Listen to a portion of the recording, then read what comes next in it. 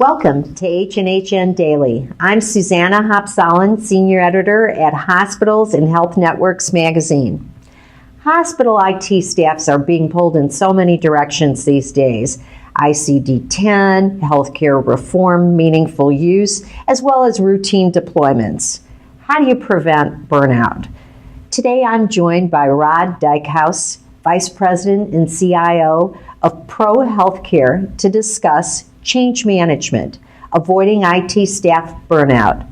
Welcome, Rod, and thank you for joining us today. Thank you for having me.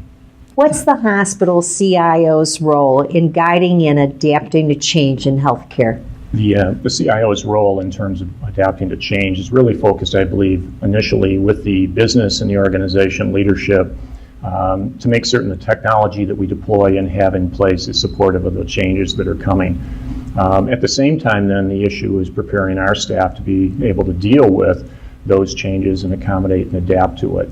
Again, even as the CIO has the requirement to focus up in terms of the business and understand that, interpret that, and kind of percolate that down through the group in the IT department, I think more and more the IT staff have to step over that line and not just focus on the technology, but have the relationship with the different departments, whether they're the financial side and dealing with the finance group in the general ledger or materials management, or in the clinical side in terms of the changes that are happening there. They have to be able to have an effective conversation with their clients to understand what their needs are so that we can then implement the technology successfully. Does this mean tighter planning with these departments? Absolutely. And I think as we do a better job of planning, and we're really pushing in our case with the project management office to focus on the planning initiatives, the intent has to be on the value. What will we get for that project? And realistically planning the time, resources requirement to be successful. Frequently our clients and internally have ideas of what they would like to implement, but they may not be the right things to do to actually accomplish the value.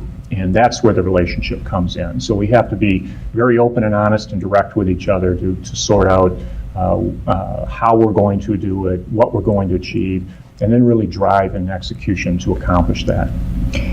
Rod, in conclusion, what are you doing with your staff to keep them from being overwhelmed with all these demands? Right now, again, it's a very much a challenge because of the electronic medical record initiative that we have underway. Planning for meaningful use as part of that implementation, the ICD-10 planning, all of these requirements in that regard. So what we're trying to do directly is manage the demand of new requests coming in.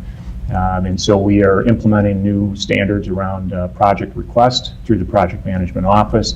And instead of giving our staff the 20 things that they need to do over the next 6 and 12 months, we're trying to sequence them and roll them out and hand them out a few at a time.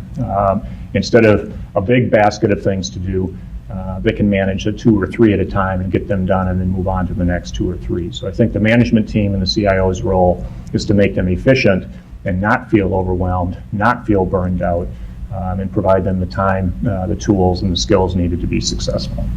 Thank you, Rod, for joining us today. Thank you for the opportunity.